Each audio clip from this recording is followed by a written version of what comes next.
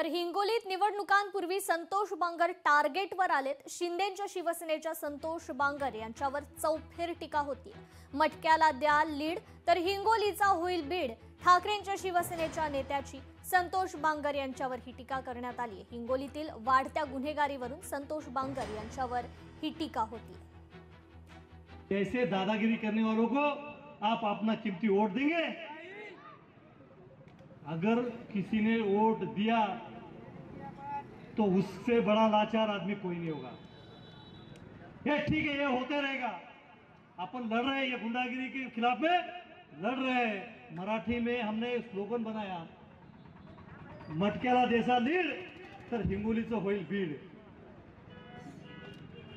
ये इसका चलते रहेगा, इसके खिलाफ में हम लड़ते रहेंगे। पिछले 25 साल से लड़ रहे हैं और भी लड़ेंगे अगर जिंदगी रही। लोकशाही मराठी ऐका, पहा, जागरूक रहा।